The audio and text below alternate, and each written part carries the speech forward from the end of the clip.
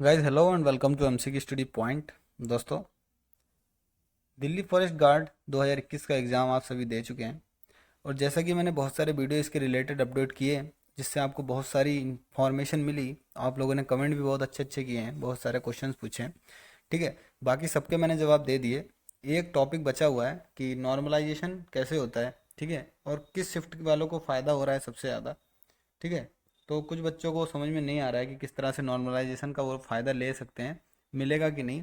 क्योंकि अगर किसी के 100 से कम मार्क्स आ रहे हैं तो वो बहुत ही उदास होकर बैठा हुआ है कि होगा कि नहीं होगा। तो उसका यही क्वेश्चन है, पता नहीं होगा कि नहीं होगा। तो गाइस, अगर आपने चैनल सब्सक्राइब कर रखा होगा तो आपको नोटिफिकेशन मिल गया होगा। लेकिन अगर आप पहली बार आए हैं चैनल पे, तो चैनल को सब्सक्राइब किए बगैर मत जाइएगा, वरना आप बहुत सारी अपडेट आपसे छूट सकती हैं। ओके गाइस, तो चलिए पहले हम लोग देखते हैं कि नॉर्मलाइजेशन क्या होता है, क्यों इसकी ज़रूरत पड़ती है। ठीक है, क्यों लगाया जाता है, फिर नंबर किस तरह से बढ़ते हैं किस शिफ्ट के, और दिल्ली फॉरेस्ट गार्ड में किस शिफ्ट के कितने नंबर बढ़ सकते हैं। ओके, तो चलिए चलते हैं। तो गाइस, बहुत सारे लोगों का सवाल है कि नॉर्मलाइजेशन क्या होता है और नॉर्मलाइजेशन के से मार्क्स जो हैं वो कैसे बढ़ जाते हैं। ठीक है, तो मैं आपको बताने जा रहा हूँ कि नॉर्मलाइजेशन क्यों लागू किया गया था। ठीक है, पहले नॉर्मलाइजेशन को समझ लेते हैं, फिर हम दिल्ली फॉरेस्ट गार्ड के एग्ज़ाम के आधार पर नॉर्मलाइजेशन देखेंगे। ठीक है, अब मान लीजिए दो लोग हैं, ए, ये है ए और ये है बी। ठीक है, इन दोनों को पेपर देना है दिल्ली फॉरेस्ट गार्ड का। ठीक है, इसने भी रोज़ 5-5 घंटा पढ़ाई करके प्रिपरेशन करी है, इसने भी रोज़ 5-5 घंटा पढ़ाई करके प्रिपरेशन करी। इन दोनों की प्रिपरेशन जो है लगभग सेम है, एकदम बराबर है, इक्वल है। ठीक है, कि अगर एक क्वेश्चन जो भी एकदम सेम होगा उसको ये भी सॉल्व कर लेगा और ये भी सॉल्व कर लेगा। ठीक है, अगर किसी क्वेश्चन में ये फंसेगा तो ये भी फंसेगा। ओके, मान लीजिए दो लोगों की प्रिपरेशन एकदम सेम है। ठीक है, बहुत ही आसान भाषा में समझा रहा हूँ, समझ जाओगे। अब क्या होता है कि अब जो ए का जो पेपर था उसका, मान लीजिए दोनों का 7 तारीख को पेपर पड़ा, 7 मार्च को, 7 मार्च को जो पहली शिफ्ट थी, फर्स्ट शिफ्ट थी, ठीक है, उसमें ए का पेपर पड़ गया। और जो सेकंड शिफ्ट थी उसमें पड़ गया बी का पेपर।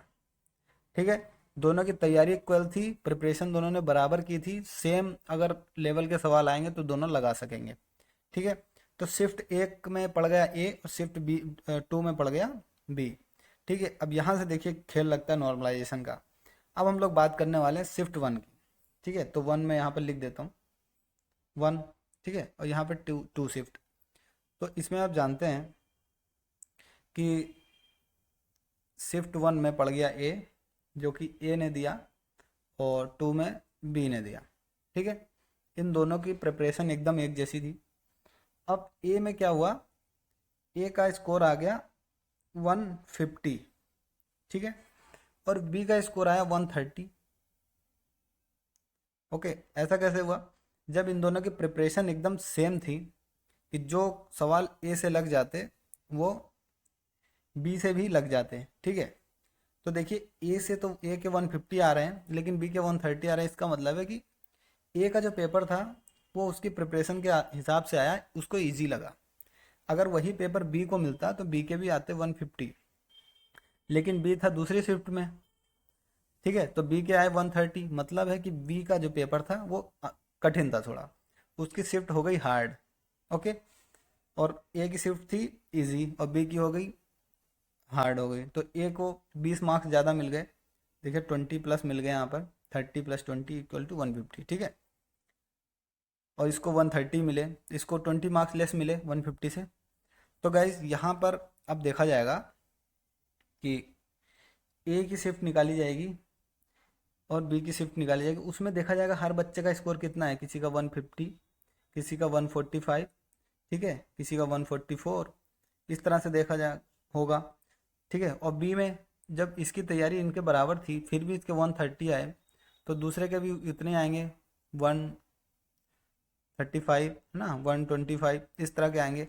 तो यहाँ से पता चल जाता है कि एक शिफ्ट का जो फर्स्ट शिफ्ट का जो एवरेज मार्क है और सेकंड शिफ्ट का जो एवरेज मार्क है वो फर्स्ट शिफ्ट का पेपर हार्ड है, सॉरी फर्स्ट शिफ्ट का पेपर इजी है, क्योंकि इसका जो है एवरेज मार्क्स ज़्यादा है।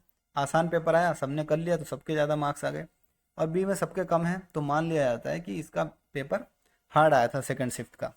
ठीक है, अब यहाँ से शुरू होता है नॉर्मलाइजेशन का खेल, कि जब ए ने पूरी तैयारी करी, बी ने भी उतनी ही तैयारी करी, दोनों की सेम थी, तो मार्क्स डिफरेंट क्यों आए? अलग अलग शिफ्ट में होने की वजह से उनके मार्क्स जो है वो अलग अलग आ गए। ठीक है, इसको इक्वल करने के लिए नॉर्मलाइजेशन लगाया जाता है कि भाई देखो इसका एवरेज मार्क्स कुछ आया 140 मार्क्स आ गया, या शिफ्ट ए का आसान थी, और इसका बी का एवरेज मार्क्स आ गया 130, तो देखिए 10 नंबर का डिफरेंस पड़ रहा है, जबकि ए भी लगभग सेम पड़ा हुआ है, बी भी सेम पड़ा हुआ है, फिर भी उसकी शिफ्ट आसान थी तो एवरेज 140 आया, बी की हार्ड थी तो 130 आया।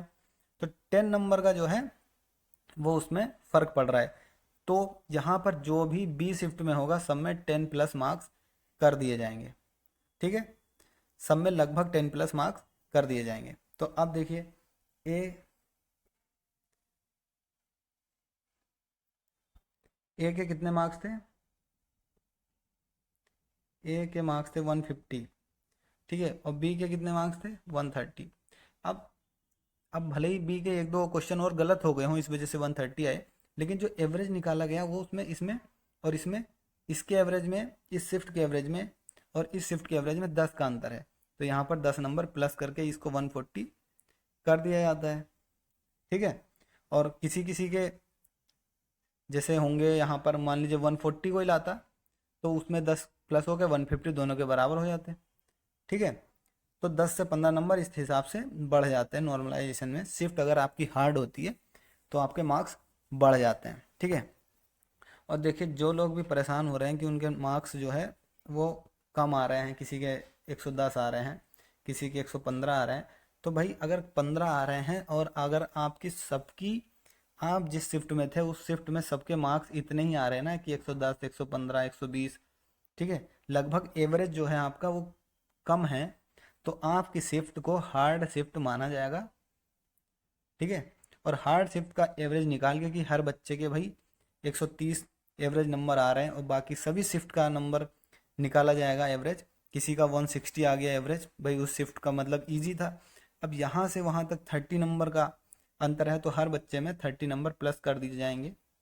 ठीक है, हालांकि इतना ज़्यादा होता नहीं है डिफरेंस, हद से हद 10 से 20 नंबर का होता है, लेकिन मान लीजिए जिसके 115 मार्क्स हैं उसको 20 भी मिल जा रहे हैं तो 135 हो गए। ठीक है, ओबीसी कैटेगरी में भी होगा तो उसका सिलेक्शन पक्का है। ठीक है, तो ये था नॉर्मलाइजेशन के बारे में जानकारी। आप अपने दोस्तों से पूछिए, अगर उनका सबका एक ही शिफ्ट में आपका एग्ज़ाम हो और सबका एवरेज स्कोर कम बन रहा हो, लेस हो, तो समझ लीजिए आपके +10 या +15 मार्क्स ज़रूर बढ़ेंगे। ठीक है, अब मिलते हैं अगले वीडियो में। Thank you.